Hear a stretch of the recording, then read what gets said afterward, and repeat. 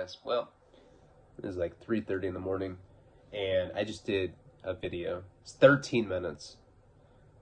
And I wasn't feeling it. It was repetitive. It was just all the same old shit, you know? So I stopped. I can't remember the last time I was that deep into a video and was like, I don't like this. I'm gonna start over. So, you know, I don't want to be too repetitive with the things that I do. That's like something, you know, I'm evolving. And I feel like this particular storyline, the Boston storyline, there's some monologue stuff that I'll address tomorrow, but, you know, fuck that. Let's just get right into the story.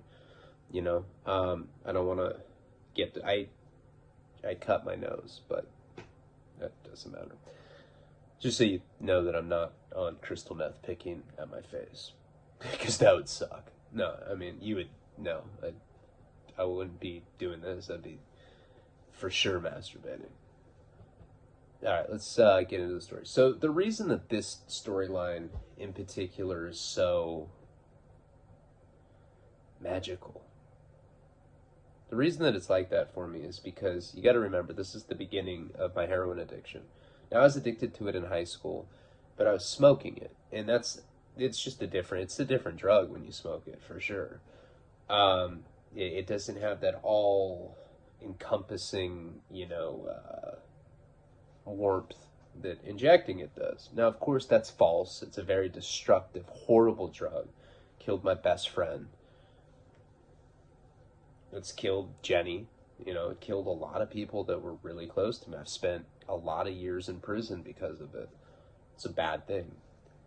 But, you know, they talk about in AA or in rehabs, they talk about euphoric recall. And you tend to remember the good part of heroin.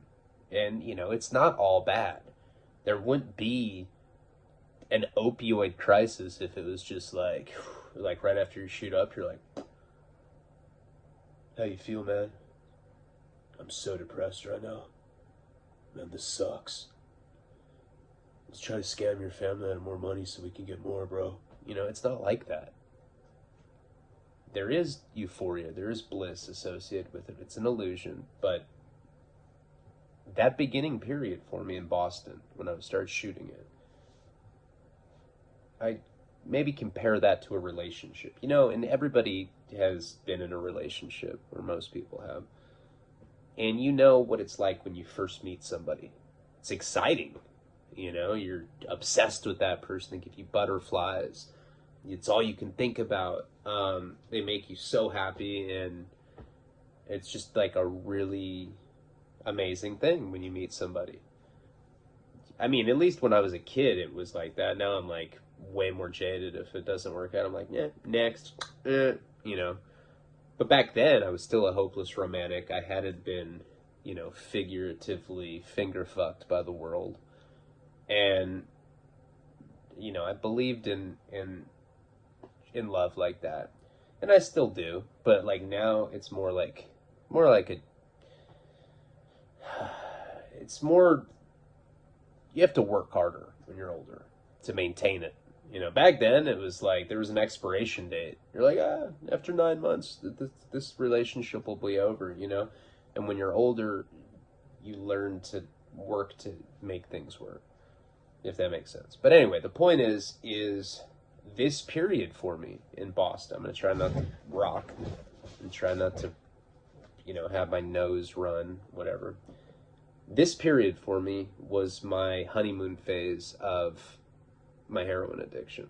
And when you get out of a relationship or whatever, or when a relationship's coming to an end, I'm talking about a romantic relationship, you tend to get really sad because you focus on the beginning and you remember, because it was so enchanting when you first meet somebody.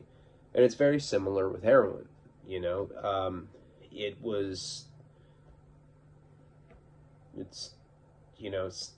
I don't know. It was that thing that I was looking for my entire life, and I found it. And I'd hear people say that all the time. Yeah, I had my first drink.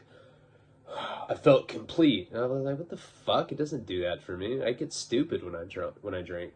You know, people would like friends of mine that marijuana works for. I get so mad. I'm like, God damn it, I wish it worked for me, because I don't even like weed. I didn't smoke tonight.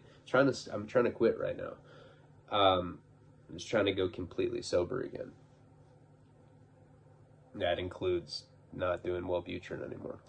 But anyway, the point is, the reason that this particular period is so magical in my mind is because I'm not just dealing with that honeymoon phase of IV heroin addiction. I was also madly in love with Kate.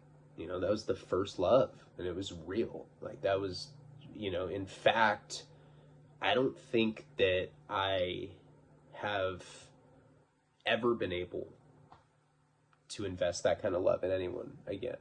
Not that brand of love, because it was like, it was psycho. Like, if you die, I'm gonna cut your face off and wear it to funerals. Shit like that, Really intense, insecure, jealous love. So when I look back at this time, it's not just this like exciting, euphoric recall of shooting heroin and being new to it before consequences came and completely just ruined it. I'm also thinking about somebody that meant a great deal to me. And the journal is on the $20 tier. I looked.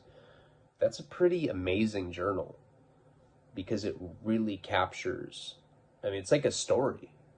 For those of you that haven't seen it, that are on the $3 or $10 tier, I had this journal with her, and there was a certain point where, after all this shit had gone down, we were both living at different sober living houses. We'd been homeless for a while in California, and eventually we both went to sober living houses. We had this journal, and we would trade it off each night, and we'd write each other letters. And, so we just keep passing this journal back and forth. And what it did is it told a story about our abortion, about me overdosing, stuff like that. There's poetry in it, there's photos, there's pictures. My dick's on there. So, see, you also get my dick for 20. You can see me snorting coke off her tits in there. But it's I don't know. It's weird that I have this time period like encapsulated like that in that particular journal. So I look back on all this stuff, and it was a pretty significant, transformative part of my life. The way that I looked at relationships, it would permanently dictate that. I never, once I got burned like that in that relationship, I was like, never again. I'm gonna start fucking dudes. No, I just never could. I can never give my heart to somebody like that. Like, now I'm like more, reserved. Karina and I have a great, healthy relationship. We have sex every day, which I heard is weird. Like, somebody told me that's weird. You have problems. You probably got molested or something. I was like, what the fuck? Because I have sex with my hot girlfriend every day. Girlfriend, not girlfriend. My wife.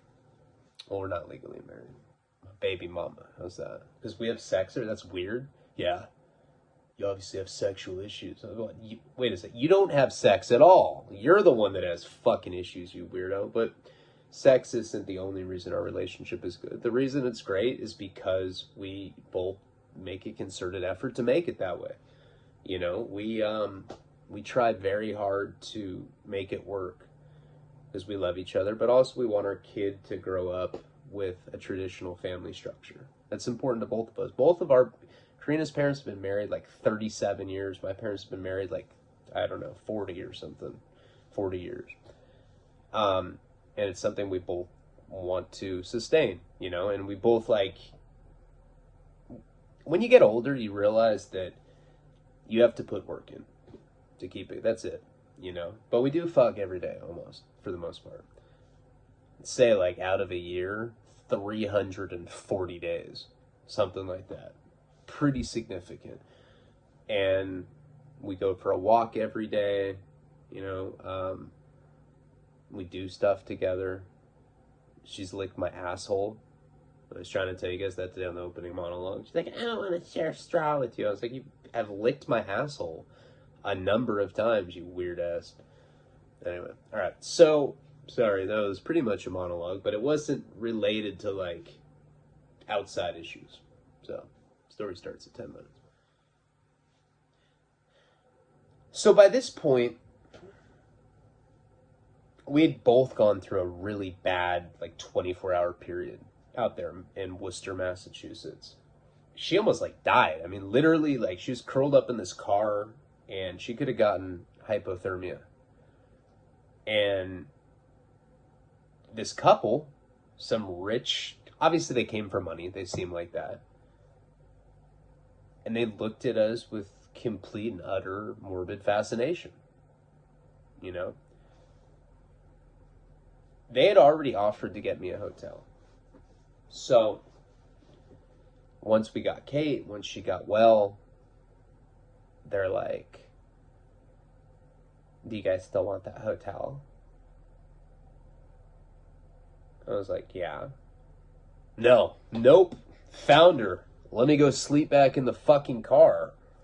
Like, what kind of question is that? But of course I was polite. I was like, oh, that'd be wonderful. I'm just a poor junkie, you know, whatever role I had to play to get them to do it. So they end up bringing us to a hotel. I forget what the town was, but it wasn't Worcester. It was like 30 minutes away. I forget what it was called. Maybe Lorton, Mass, something like that. Lorton, I want to say. And they pull up to this nice hotel. I don't, like a Hyatt Regency, something like that. Maybe it wasn't that specifically, but you know, something like a Marriott, Hyatt, something like that. I thought they were going to take me to like a Motel 6, taking us to some fancy ass hotel. And see, now at that point, I really hadn't like become poor yet. You know, like, yeah, I was like running around doing homeless stuff, and I was like a heroin addict already, but I was still like a spoiled little suburban kid that didn't have a lot of experience with the outside world like that. So like to me, like, oh, cool, we'll go to the Hyatt. Like, it didn't seem that weird at first.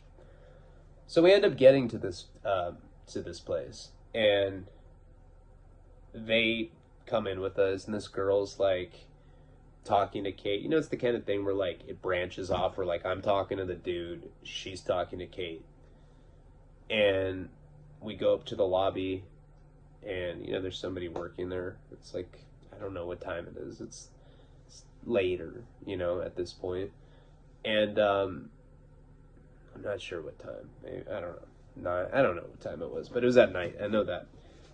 And when they go up to the lobby, they're like, yeah, do you have any smoking rooms with 2 beds? And I was like, we don't need 2 beds. And they're like, well, we need one of them. Instantly, I was like, oh my God. Swingers. Now, okay. This is the thing about that. I do not want to have any sexual experiences with wieners. I may joke, but I have never had a threesome with another dude and a girl. I've never had a threesome with 2 dudes. I've had a number of threesomes with 2 girls. Not really opposed to it, I guess, but it's just never been my bag, baby. You know, it's like, it's not my go-to. At that point in my life, I was 18. I'd already had, I think, a couple threesomes. And obviously she did too, because she told me that shit that pissed me off. And nowadays, I don't give a fuck. So what? You know? It doesn't matter. But back then, I was really weird about stuff like that, and it would trigger me. You know? Like, weird-ass shit. Like, the way that my brain works, she'd like say something that started with T, and I'd be like, T for threesome? Fuck you, slut. You know, like any little thing would trigger me off. It could be the most abstract, faraway thing, and I'd still be triggered by that. And it would make me really, it would like hurt my feelings. Like I felt like I got cheated on. Did it matter? No. You know what happened? You know what I think happened that completely changed like how weird I was like that? I married a hooker. My ex-wife was a prostitute. And she was weird as fuck. She wanted to do like incest role play. She'd be like, be my dad, and let's pretend that we're also fucking my brother. Please. You know, I'm such a drug addict. That chick. She was, I mean, she wasn't all the way there, but, you know, whatever. Being with her for a year, just a year, made me so, like, it's pretty much nothing you could say that would make me judge you sexually. If you're like, yeah, I used to go to this ranch and stand on a stool and fuck horses, I'd be like, yeah, so? That's why I fuck with you, dog, you know? There's really nothing you could say. I mean, you know, obviously I'm not cool with people that have sex with children or animals, unless it's a horse. There's not much you can say that's gonna, like, gross me out, though. Taco is like, hey, man, I used to love when chicks would just shit on the glass, and I'd see their shit coming out, man. So over the years, I just got kind of, like, less prude, but I'm 18 at this point, right? And I already know what time it is. Now, Kate doesn't know, because she's just, like, she's just all still probably shivering from the near-death experience that she had in that car. It was horrific. I gave her a look like, they're trying to have sex with us. That's so gross. Like, we were in such bad condition, you know? I could only imagine how, like, my dick smelled at that point, you know? And just on the natch, it's not that, like, clean smelling. But we've legitimately been, like, running around homeless, like, surviving off AA donuts, you know? Probably smelled of such. The AA donut dick scent. So anyway, so I know what's going on. My heart starts beating. I'm like, fuck, I don't want to do this. Now the guy is typical, tall, blonde, college guy. Looks like a date rapist. He could be Brock Turner's older brother. You know, it's exactly the only way I can think to describe him. His girlfriend, again, it's the East Coast. She looked like she was like 60.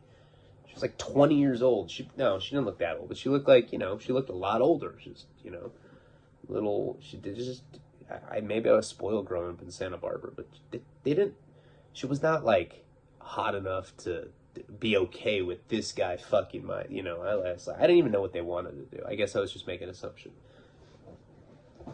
So they end up getting a room for us, you know, and they're planning on, I don't know, staying. I have no idea at this point. We're not talking about it or anything. So we end up getting in this elevator, and we go into this room, this hotel room. So there's 2 beds.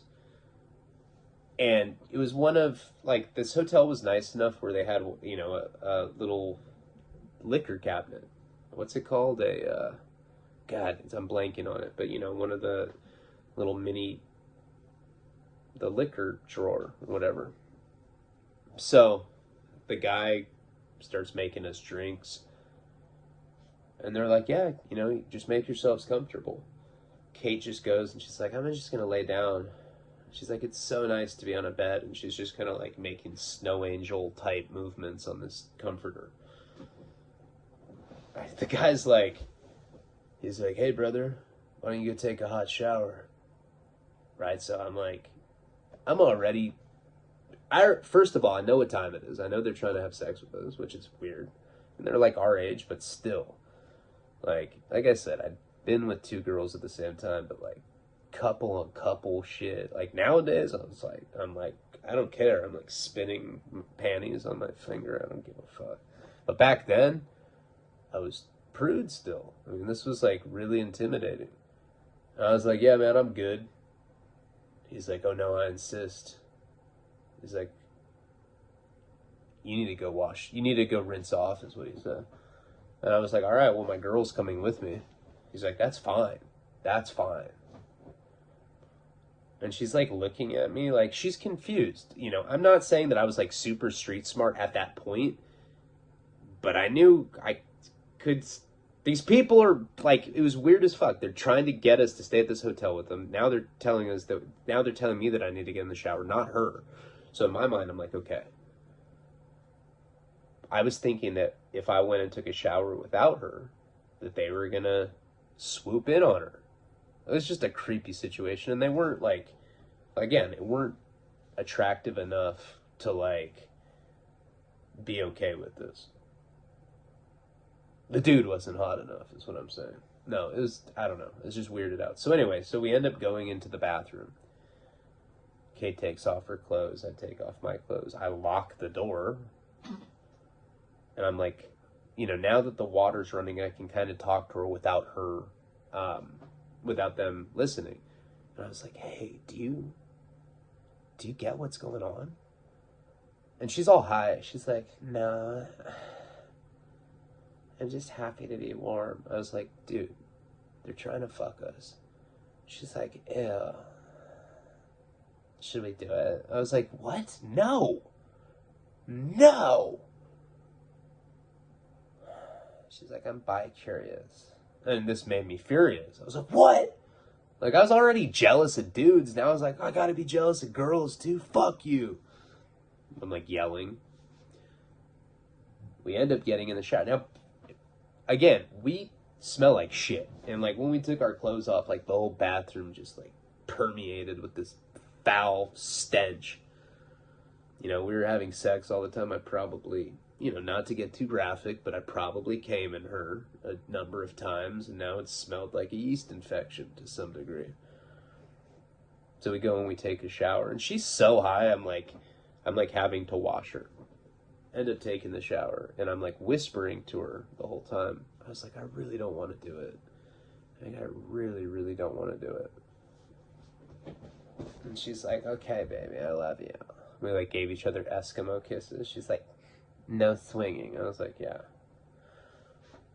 So after we took the shower, we put on our same old dirty clothes.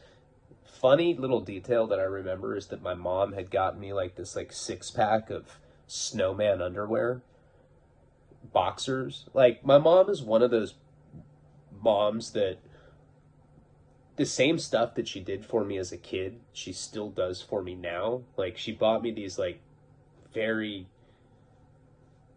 you know, shit that kids wear when they're like 7 or 8, like boxers with snowman prints on them. And she didn't realize that like at 18 that like wasn't what was up anymore, you know.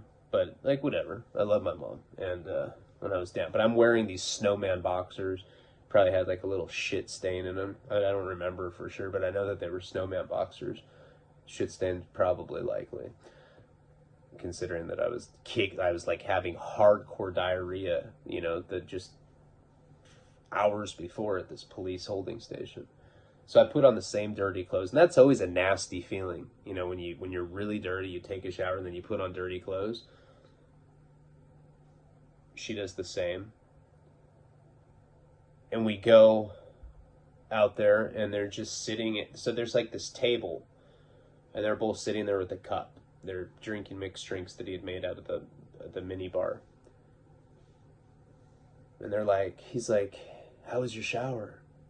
He's like a totally different guy than the guy that sold me weed that I'd met. Like, now he's like some fucking high-class pervert, you know? He's like, how'd you like the shower? Was the water pressure good? And I was like,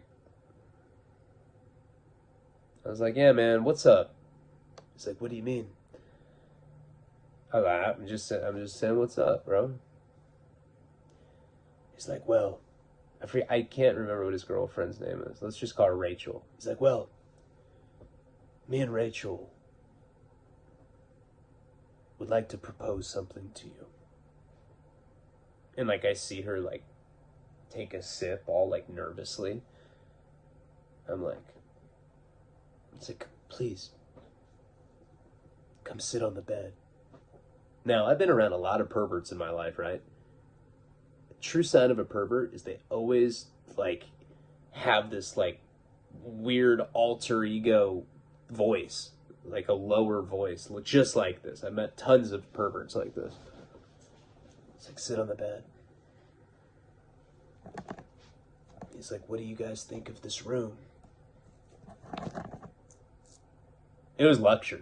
I mean, compared to the car that we were sleeping in with shards of glass and shit on the seat that we were curled up on, I was like, yeah, it's pretty good, man. Would you guys like it for a few more days? Now remember, my dad had paid for this apartment. I think I had like 4 days until we had to get into, until this place was going to be ready for us to get into. I was like, yeah. He's like, okay. We will pay you by getting you this room for a few days. If you guys have sex in front of us. I was like, I knew it, you know what I mean? I was like, so like we just have to have sex, or you guys would have sex? He's like, well, eventually we'll have sex on our bed, but we just want to watch you guys do it on your bed first. And I was like, okay, but like, let me get this straight. So you'll pay me, you'll get us a hotel if we have sex in front of you on this bed, but you're going to be on that bed, and you're not going to touch me. You're not going to, like, I'm not going to be fucking her doggy style and you're going to finger me or something, right? Oh, heavens no. Haven't done shit like that since Denver, or whatever he said. No, he didn't say anything like that. I'm just joking. But, they basically were, propositioning us to have sex in front of them. They were voyeurs or whatever. I had no experience with shit like that. You'll hear during the course of the story that we did stuff like this quite a bit. This was like kind of breaking us in a little bit, but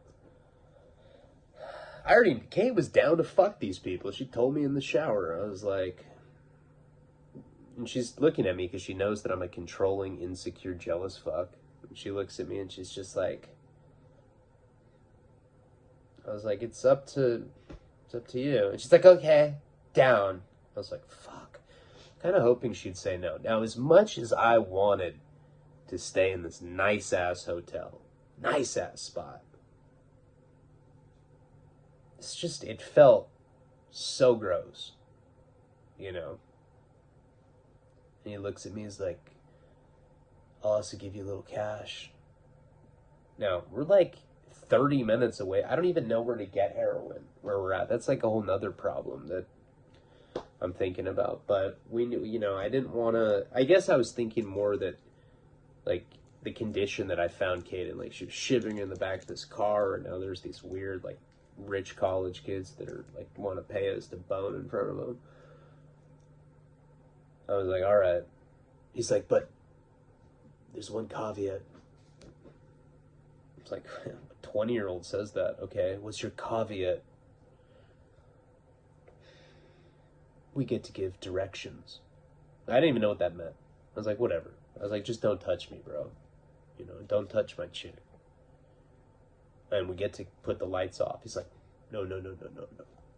Lights stay on. God, this is going to be horrible. So we're like sitting on this edge of the bed while he's talking to us. And I'm like, all right, man. What do you want me to do? He's like, take your shirt off. I'm like, oh my God. Take my shirt off. Right? So I'm like, I like kind of like hug myself because I feel all exploited. He's like, now I want you to kiss her. And it goes on like this, right? So like now I'm kissing her. And his girlfriend kind of chimes in once in a while. She's like, yeah, tug on her hair a little bit. Like, we're not having sex yet. We're just like making out. Like, we both have our shirts off. It was so weird. Lay her down on the bed, man. And I'm like, okay. And I lay her down on the bed. And she's just like, this is so weird. And I was like, yeah, I know. She's like, I'm hungry. And I'm like, dude, shut up. We get a free room. We get money for drugs. I mean, what the fuck else are we going to do? I'm sick of boosting shit from college campuses. Say, okay. as long as we can get food after. I was like, okay. So we end up getting naked. And I remember, like, I was, like, on top of her, so we were, like, having sex missionary style. And he's like, push your ass up in the air just a little bit, man. Kind of aim towards me. Look back at me once in a while. I'm like, dude, no, I'm not doing that. What the fuck, man? And I look back, he's like, just like that. I was like, God. Oh. And I just closed my eyes, you know, and I'm just fucking her. I feel like I'm not even fucking her, you know.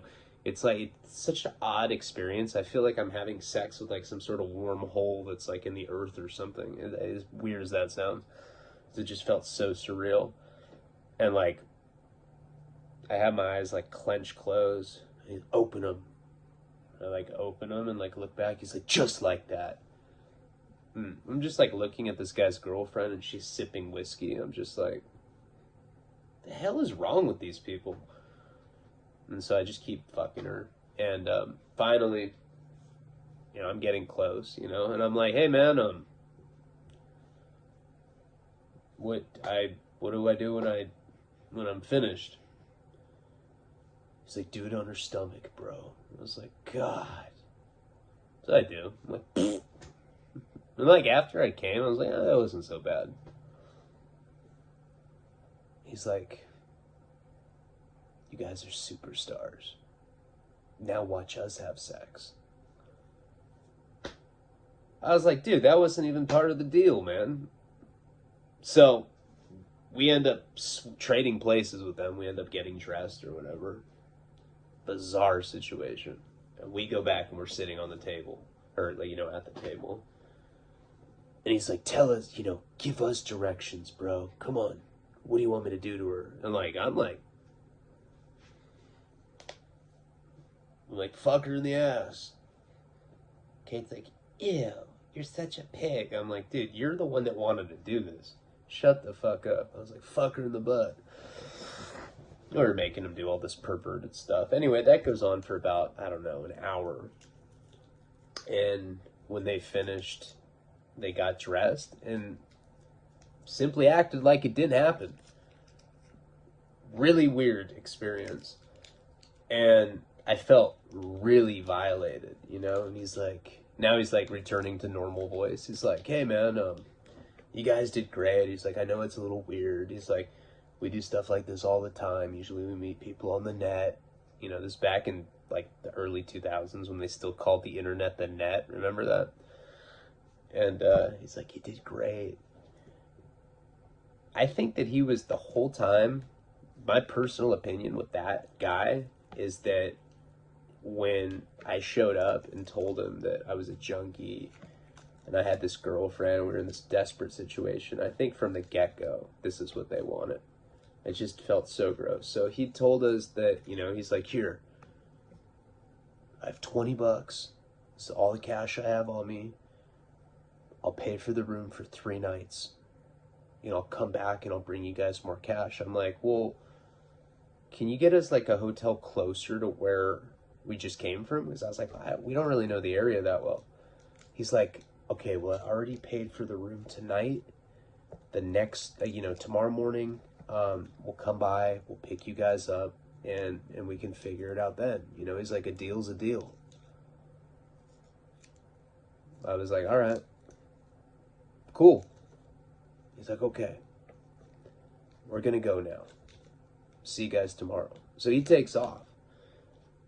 And I remember like right after he left, like the door closes and I was like, God, that was weird. And she's like, why did you make me do that? I was like, I didn't, what are you talking about? She's like, I didn't want to do that. It was so fucked up. I was like, Kate, you literally, I said it was up to you and you said you wanted to. She's like, yeah, I was just hungry. And I was like, oh my God. I was like, well, we have food. You know, and the dude said that he'd come back and bring us money in the morning. So I remember we like went downstairs and I don't know, we got something that was right around there. Maybe, I think it was like gas station food, whatever the case. End up going upstairs. We have like a little bit of dope left, you know, and she has $20 too, remember, that she'd gotten from her old roommates. we ended up passing out. I think we did another shot or something. I don't remember. But we ended up passing out, and the next morning, there's a knock on the door. Da, da, da, da, da. So, of course, I think that it's the weird swinger couple. I get up. I remember waking up dope sick. You know, I woke up with, like, night sweats, feeling like shit, kind of, like, haunted by what went down the night before. Felt like I killed somebody, and, like, it was some horrible dream, and then I woke up and it was still my reality. It was like that kind of thing. It's the housekeeper, and you know, she's asking us, she's like, hey, check out 11. I was like, ah. I go look at the alarm clock. It's like noon, you know, or whatever it was. It was sometime in the next morning, but it was after checkout. So they make us leave. Now, these people had given me their phone number, you know, and we had our charger. We had our little backpack. So we end up getting out of the room and going down, like, to the lobby and, like, sitting outside, like, on the curb. And I call, and it's like, doo-doo-doo. The number you've called is no longer in service. I was like, oh, my God. These people gave us a fake number. They burned us. You know, they're not going to help us. And Kate's like, but we fucking had sex. I was like, well, yeah, but we do that all the time. So what? Who cares? You know, like, it's really weird how, like, out of nowhere, like, she was really mad about it. And, like, at first, I didn't want to do it, but then I was like, after I did it, I was like, eh. I was like, I'll do that again. That was cool. I mean, we got money out of that. I didn't even have to touch anyone. That was weird, you know? I mean, it's kind of like just an icky situation or whatever. So now we're stuck in this town. I don't even remember the name of the town, but we were stuck there. And I remember we, you know, obviously they gave us a fake phone number. So we end up taking a bus back to Worcester. And I go right up to this guy's dorm room. And I knock on the door. Da, da, da, da, da. I'm all dope sick and shit. We're just about to go down to King Street and score more. Not there, you know. I was like, fuck. So I'm like, all right, we'll come after, you know. And, like, I'm thinking that I'm going to have some leverage with this guy because, you know, because it was like I can guilt trip him, and I can almost, like, go when he's around, like, his roommates and be like, do you know what this guy does? This guy gets homeless junkies off the street and, like, pays them to, like, have directional sex in front of him. Hey, what's directional sex? He provides instructions and shit, directs it. Creep, man. So that was my plan. I was gonna, like, put this guy on blast. So anyway, so we end up going down to King Street. Now our money's dwindling right now. I mean, we only had, like, I don't know, you know, with food, cigarettes, bus, all that. We didn't have, I think we had, like, maybe enough for a couple bags or something. I don't remember. But we ended up getting something down on King Street where we would score down there. We did it down there. And we come back. And we end up going back to this guy's dorm.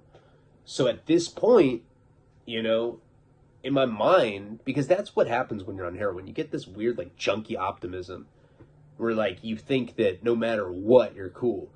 You know, you get an abscess and they have to cut your arm off. You're like, I'll get another one. I don't give a fuck. Let's get loaded. You know, it's like, and then, like, you get sober and you're like, fuck. I lost my arm to addiction. I didn't think it happened to me. You know, it's like typical shit you see at, like, NA meetings. So, you know, we end up going back, and we were out of money by the time we showed up. And, like, I was telling her, I remember we were, like, talking about it on the way over there, and I was like, look, like, I'll do it again. I don't care. You know, like, you know, this is just some people, it's like a fetish. That's what some people are into. Who cares? Like, as long as we don't have to actually physically touch them, who cares? She's like, okay, as long as you love me. And I was like, of course I love you. So we ended up going back to this place. Not there again. You know, I'm panicking at this point, like scared. We're out of money, with nowhere to stay, cold as all fuck. The only thing that we can do is sit outside of this guy's dorm and wait for him. That's it. There's no other option at this point. So we're sitting out there probably for like 3 hours. You know, and now it's nighttime. Guy never shows back up. Eventually a security guard comes. You know, he's this black dude, and he's like asking us what we're doing there. We don't really have we're like, oh, we have nowhere to go. He's like, well, you can't be here. I was like, fuck. You know, there have been a lot of robberies, and they said it's the drug addicts. You know, I'm not saying that you. And we looked like if there was any drug addict stealing, it was us. You know, I had like the icicle zits still. Kate had like no makeup on. She was like making that face. She's like, ah. So anyway, we basically were told that if we continued to stay there, that they would call the real police and we would be arrested for loitering or trespassing. And that had just happened to me. I just got a ticket for that. So I was like, we're pretty much out of options. So there was like this big open parking lot across the street from that dorm. And Kate's like, well, what are we gonna do? I was like, we'll just... You know, we'll go in that parking lot. They don't own that parking lot. He can't say anything. And so we go to this parking lot. So we're like pretty far, but we can, from that vantage point, we can see like who goes in and out of this dormitory. And literally hours go by. Now we don't have any dope.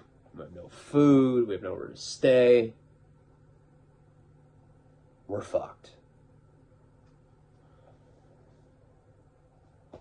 Eventually, I'm like, look, we don't have any other options.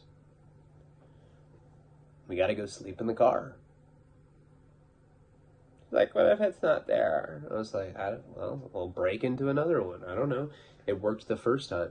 And, you know, honestly, that's the only way we had to keep warm. I mean, when it's that cold out there, you know, you got to have some sort of protection like that. And still... regardless of breaking into a car, regardless of putting a tarp up so that you don't have like the icy winds like penetrating you and shit, regardless of all of that, it's still so cold that you can't sleep. It's just a little more bearable than, you know, not being in the car. Hold on, I'm gonna light a cigarette. Give me one second, little intermission.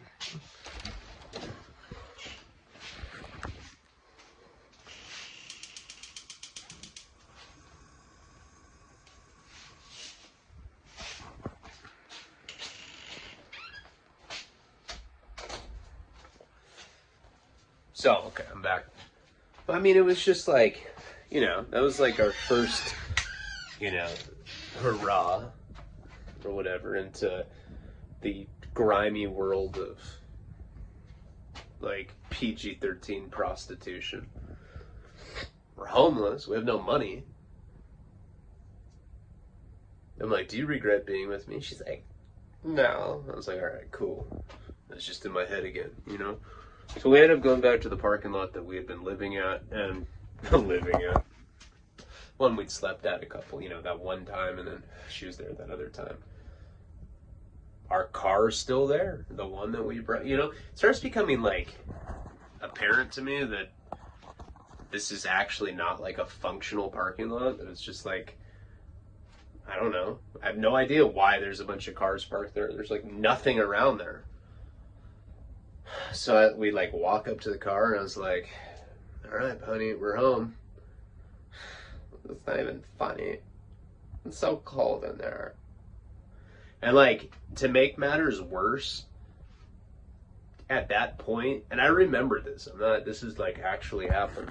At that point, I was starting to get dope sick. And like my nose was running, you know, my face was like, there was like almost frostbite. Like that's how fucking cold I was. And I had like the worst farts ever. And they smelled like the inside of a pumpkin, because that's what dope sick farts smell like. And, you know, like, I'm the kind of guy where I try not to fart in front of women back then. Now I don't give a fuck.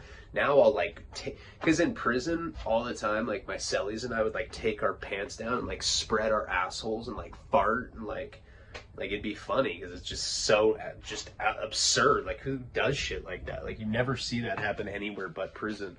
Like we'd just be like standing there. Oh, hold on, bro, I gotta fart. Rip your pants down, like spread your asshole open and fart. But back then I was still like, I don't want to do that in front of a girlfriend. So I, like I'd try to hold it and everything.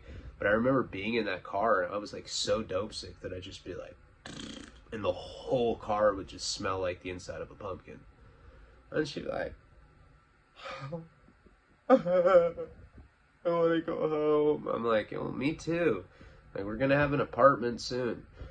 And so we like found that and we're dope sick, on top of all of it, we're dope sick. I'm farting. It's just sucks.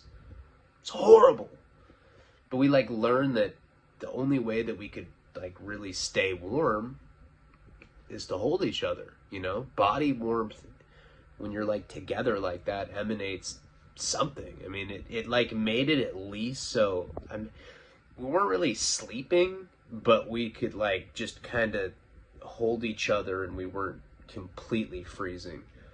And like occasionally you'd hear, and I'd hear her be like, like my farts would make her groan a little bit. It was really horrible. And so somehow, I think maybe because we were just so physically exhausted, we passed out at a certain point. I mean, that's what, like, regardless of how bad conditions are, if your body is physically exhausted enough, you will pass out from exhaustion. There was plenty of times, I was never like a big tweaker, but I did go through a period, probably a big tweaker in a lot of people's eyes. I shot crystal meth for a couple years, when I was like 19, about a year. Probably shot meth for about a year when I was 19. And I'd stay up for like 8, 9, 10 days sometimes back then. And what would happen is I remember I'd be taking a shower and I'd like be scrubbing myself like in complete meth psychosis.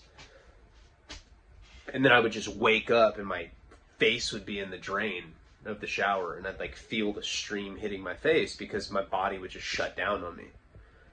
It was like I was trying to stay up and shower, but my body would just collapse. And that's like the same kind of thing that had happened that night. We were both just so exhausted and we're holding each other and so cold and miserable.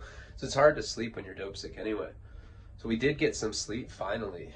And like this, we wake up to this just really, really loud tapping.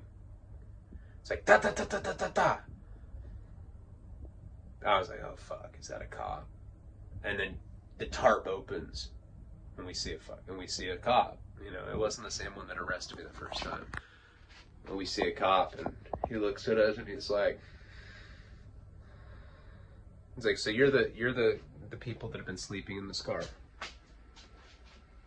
And before we could answer that, I'm gonna have to cut the story now on this cliffhanger of this cop finding us in there. And we will get back into this in the next episode of the story. I think I'm gonna do some other storylines too, just to break it up, naked girl, maybe do another juvenile delinquency, maybe one of the psychedelic ones, a few other ones just to mix it up, but I wanted to keep this as like the base story. Appreciate you guys. Palabra.